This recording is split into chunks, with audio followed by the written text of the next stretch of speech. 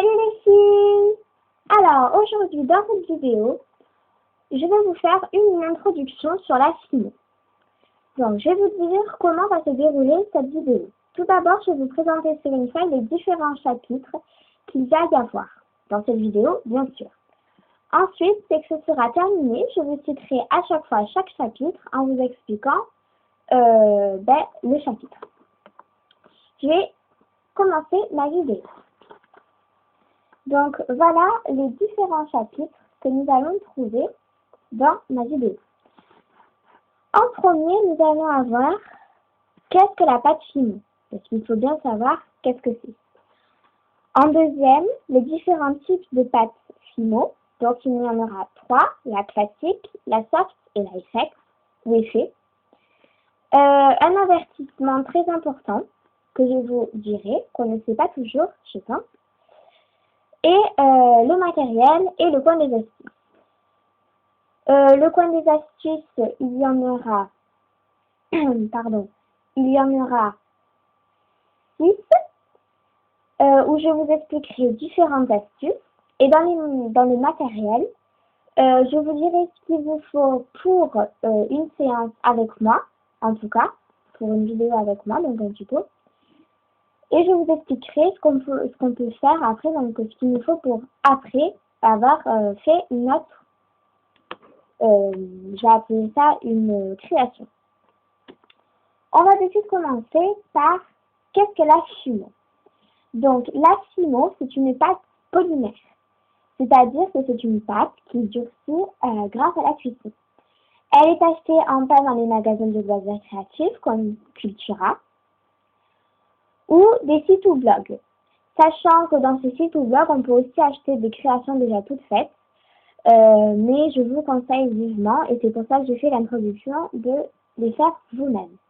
On peut aussi acheter des livres qui nous expliquent tout, donc des livres explicatifs qui fonctionnent un peu comme une recette, c'est-à-dire qu'on nous donne les matériels, les couleurs, les types de pâtes, donc les couleurs, comment elles sont, tout ça, classique, soft to effect, que nous allons voir dans le prochain chapitre.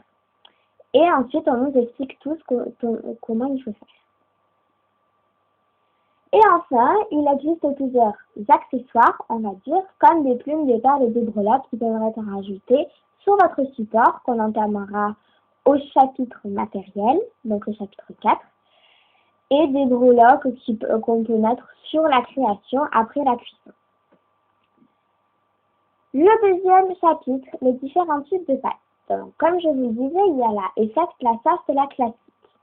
La effect, c'est une pâte qui, après la cuisson, prendra un effet particulier, comme son nom l'indique.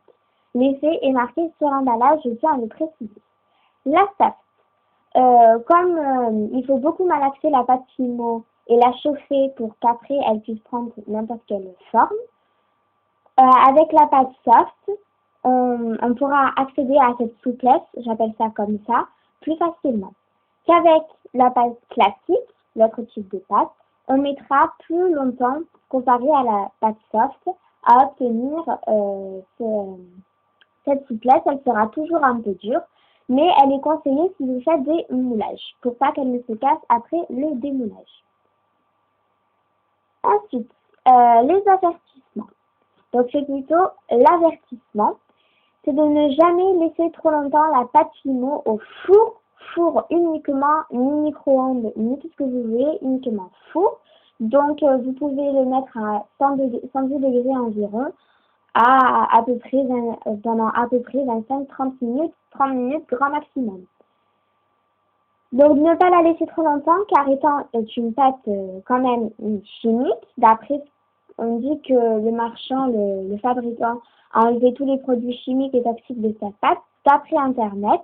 Je me suis renseignée d'après Internet, mais après, il faut toujours être trop prudent, que pas assez. Donc, si jamais ça vous arrive, vous allez voir des vapeurs toxiques s'échapper de votre four. À ce moment-là, il faut aérer la pièce et, si possible, l'isoler des autres. Voilà pour l'avertissement. On passe maintenant au quatrième chapitre, qui est le matériel. Donc, il y a beaucoup de matériel. Comme je vous disais, ce sera le matériel que vous aurez besoin dans mes tutos. Après, je ne sais pas si pour les autres, c'est pareil. Hein. Donc, si vous voulez faire comme moi ce que je fais, et je pense que c'est le matériel de base qu'il vous faut avoir, c'est un objet coupant, une lame de cutter, scalpel ou couteau sans dents, je tiens à préciser. Quelque chose qui aplatit, donc ça peut être une règle, une botte de lunettes, et toujours il faut mettre les mains pour aplatir. Mais je tiens aussi à préciser qu'il faut qu'elle soit sur une surface lisse. Ça veut dire que ça doit être lisse, mais vraiment lisse, parce que sinon la pâte fine accroche et ça va complètement se casser, se déchirer. Et quelque chose qui roule. Alors là, vraiment, vous n'avez, il n'y a pas forcément, il y a le matériel, bien sûr, le rouleau, mais sinon, vous pouvez utiliser tout simplement un stylo rond, voilà, tout simplement, pour ne pas aller acheter quelque chose. Mais aussi, si vous voulez faire des détails, donc dans mes tutos, moi, j'utilise un cure-dent, mais vous n'êtes pas obligé. Ensuite, pour après la cuisson, comme je vous disais tout à l'heure, que vous pouvez rajouter, vous, pour le mettre sur un support, encore une fois, on va voir dans ce chapitre matériel. Donc c'est un clou à œil, c'est une tige métallique avec une boucle à une de ses extrémités. Et donc ces différents supports, support collier, bague, bracelet que vous pouvez acheter encore une fois dans les magasins de loisirs créatifs comme Cultura. Enfin, nous avons le coin des astuces que j'aime beaucoup. Donc nos 6 astuces aujourd'hui sont travailler sur une matière qui n'accroche pas, que vous pouvez placer sur votre bureau ou autre, pour ne pas le salir et pour ne pas non plus salir la pâte fimo. Donc vous pouvez choisir du papier cuisson, un sac de congélation, du papier journal, une feuille tout bonnement. Ensuite, il faut vous laver les mains avant et après la fimo car c'est très très toxique et avant pour ne pas la salir. Lavez-vous les mains entre chaque couleur différente, surtout entre le noir et blanc ou noir et une autre couleur, parce que le noir est une pâte très très salissante. Les couleurs claires aussi sont salissantes, donc frottez-les un peu et délicatement surtout pour enlever la poussière. Je vous conseille de faire avant de monter votre création parce que sinon vous risquez de tout gâcher. Donc c'est un conseil, c'est une astuce qui est quand même un peu difficile. Parce que c'est vrai que si on la frotte, j'ai essayé, bon moi ça marche, mais pas vraiment beaucoup. C'est une astuce voilà, que je vais vous donner. Si jamais il y en a beaucoup, ça marche, mais pour les toutes petites poussières, vous pouvez y aller aux mains, tout ça. Donc si vous voulez pas en mettre trop, on en vient à notre 5e astuce, c'est d'utiliser des gants, si vous le voulez, bien sûr, pour ne pas mettre vos empreintes et ne pas mettre trop de poussière. Et mettre toujours vos créations, mais vraiment toujours, sur un papier cuisson dans le four et nettoyer le four après chaque utilisation, encore à cause des vapeurs toxiques et de tout ce qui est chimie dans la pâte fimo.